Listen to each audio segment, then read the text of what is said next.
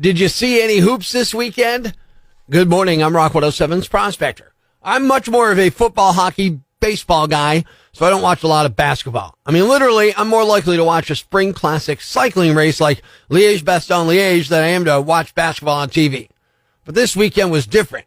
2 new basketball scoring records were set over the weekend. LeBron James, already the NBA's leading scorer, became the first player to surpass 40,000 career points against the Denver Nuggets on Saturday at the Crypto.com arena. And Caitlin Clark from the University of Iowa is now the leading scorer in NCAA Division I hoops. This isn't just the women's record. That's old news. She now holds the record for women and men. Yesterday, against Ohio State, she passed Pistol Pete Maravich's record of 3,667 points. Caitlin now has 3,685 points, and she's got more basketball to play.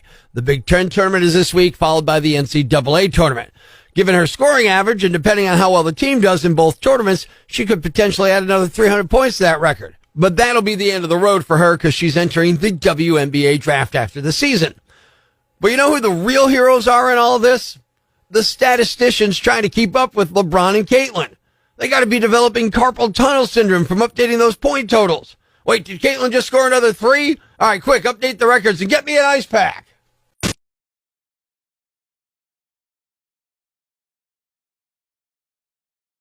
We all have a set of guiding principles, the preconceptions and generalizations regarding fundamental issues of one's life and of the entire world.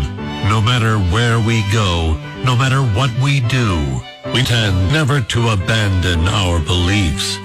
These are things Prospector believes on Rock 107. Thanks for all your hard work, Hasbro, but there are probably enough versions of Monopoly now. Amazon should have a button to filter out the cheap, tacky knockoff imports from your product search. Some of us just aren't looking for $2.99 wireless headphones from Groncho that explode on contact with oxygen. The perforations on toilet paper should be spaced at least twice as far apart. There is absolutely no situation in which one square of paper has ever been sufficient. Well, now we know the reason he turned out the way he did. That was Things Prospector Believes on Rock 107. Breaking the news that's already broken. It's time for Prospector's Briefs on Rock 107. Former professional wrestler Billy Jack Haynes was charged with his wife's death. Police were suspicious when the murder weapon was a folding chair. A new species of slug has been discovered. It was immediately put to work at the DMV. Rapper Tone Loc turned 58 yesterday. He celebrated with his insensitive and unsympathetic brother, Tone Deaf Loc. Prospector ruins everything, even the news. Tune in tomorrow for Prospector's Briefs on Rock 107. That cup of mud right now? If so, you might be doing it wrong. Good morning, I'm Rock 107's Prospector. File this one under Tell Me You're a Morning Person Without Saying You're a Morning Person. A sleep expert named Dr. Deborah Lee.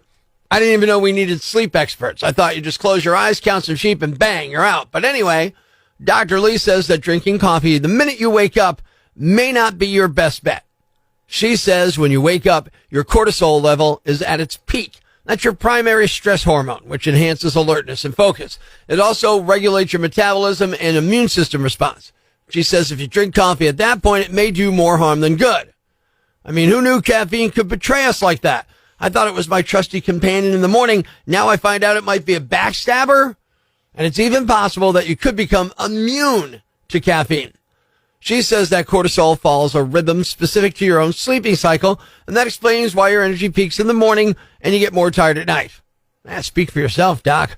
Dr. Lee says the best time to drink coffee is mid to late morning, when your cortisol levels have begun declining and you feel your first energy slump. So if you wake up at 7, it might be 10 or noon. But even waiting 45 minutes after you get up is better than having that coffee first thing. Because basically, coffee time's like trying to catch a bus. You got to time it just right, or you'll be left standing there with an empty cup and a morning frown. But now there's another expert in the mix, Dr. Wendy Troxel. She's like, hold up. there's really no scientific evidence that having caffeine first thing in the morning versus delaying it for a couple hours makes a difference at all. So it's like the battle of the sleep experts. Do you trust Dr. Lee and her cortisol chronicles, or do you roll with Dr. Troxel and her it's all a personal preference philosophy? I don't know about you, but I'm just here for the coffee drama. Imagine waking up in the morning and thinking, should I consult my cortisol chart before sipping my coffee today?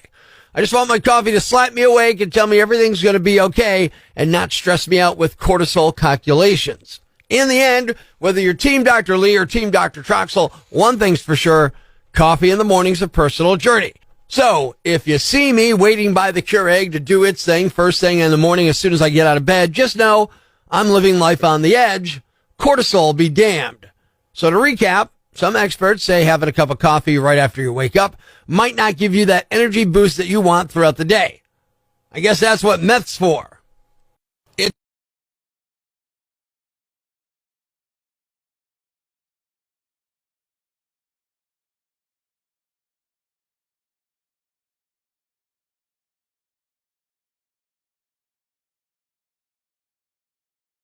It's time to have a little fun on the phones. Good morning. I'm Rock 107's Prospector. I saw an ad for a daycare worker, and I decided I would call and apply for the job. But the rub is, I want to be able to, it's 2024. I want to be able to work from home a couple of days.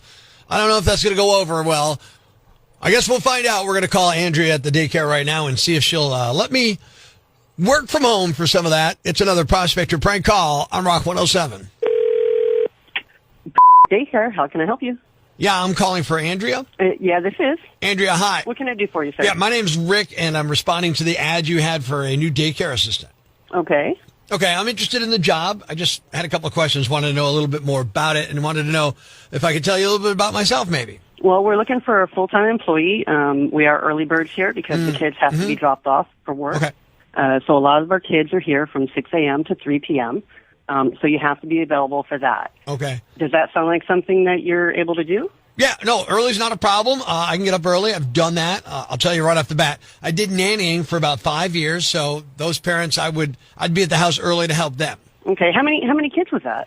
It was just 3 kids, but I did it for. What ages were they? Do you recall? Yeah, a 1-year-old, a 3-year-old, and an 8-year-old. Okay. So, yeah, I've got all my background checks and all of that. If you need to see any of it, I've got it all. For the job, do you get there at 6, or are you saying, or do I get there at like 5:30? You need to make sure you're there by 6 a.m. Okay. I actually come in by 5:30 to make sure if there's any extra drop-off. Okay. Look, and I'll always have an assistant there, right? We have about 30 kids, and we average out about 10 kids per adult. Great. Okay, so there's always, at some point, already an assistant there, right? Right, but with the amount of kids, with the age groups, as you know, watching a 1-year-old and 3-year-old and 8-year-old, things can get pretty hectic. Look, well, the reason I ask, if it's okay, and I'll just throw this out there, is I would love to do this, but I do have one small requirement, and that's that I need, for 3 of those days, I need to be able to work from home. Telecommute if that's possible. I've got some other. How are you going to be able to telecommute when you're watching children? Well, that's what I wanted to discuss with you. So you have television screens in there for the movies and stuff, right? Correct. Okay, and it runs off Wi-Fi or whatever? Yeah. Great. Okay, so what I would do is I would just Skype in or Zoom in, and we could use whatever platform you guys want to use, and I'd just do it from there so that I could. What are you talking about? It's children. You physically have to be there. Well, there are other people there. I'd be more like a director on those days. So, I'd still be up on the screen the whole time. I'd be able to see what's going on. Absolutely not. That is not something we would do here. It is my business, and I am in no way going to allow a new person to try to telecommute to babysit children. Really? What do you do when you have 2 kids that are starting a fight in one area and they're under your I'd say, excuse me, director, let's say it's Kim. Kim, can you go ahead and get a hold of those 2 kids? If she didn't see them, I'd be able to direct her there. Or I'd say, kids, stop. Well, she might be dealing with I'd give them the stop word. Kids, stop, or whatever words you guys use to get the kids to stop. I'd just use that. Are you a parent? No, but I've nannied before. But that's completely different. And if you were nannying and you were physically there, I don't think it's as different as you think. Listen, nannying is a lot harder than running some daycare, because when you're a nanny, you know the kids. Oh, okay? How do you expect to get a job doing this, sir? I don't know what you're talking about. Cannot. That's why I asked if there's always an assistant. I'm not going to, I wouldn't leave them all by themselves, obviously. The ratio wouldn't be good. The ratio's fine. Look, I took care of kids all on my own. I didn't have an assistant helping me or anything. Right, but that was 3 children. Yeah, right, which is more than one me, right? More than one. That was 3. Obviously, you're not ready for the future, because in the future, we're all going to be raising kids this way, and I think I'm giving you the chance to do the future. Are you saying you're not interested? No, I believe that plan is more idiotic than anything else I can imagine. Is it really? So it's so absurd to you that it would have to actually be like a prank call for this to be real. What? Andrea, I'm just joking. It's a prank call. It's not real. It's Prospector. You're on Rock 107. No, I wasn't going to let you bring any kids here. I wasn't going to let you anything here. Yeah, you can't run a daycare by TV. I know that. Oh man. Oh God. I am so relieved. I'm over here thinking that this kid, he's got to be a kid. He's got to be a millennial, and he hasn't got a clue. Well, you've been a really good sport. Thank you. Take care. Life.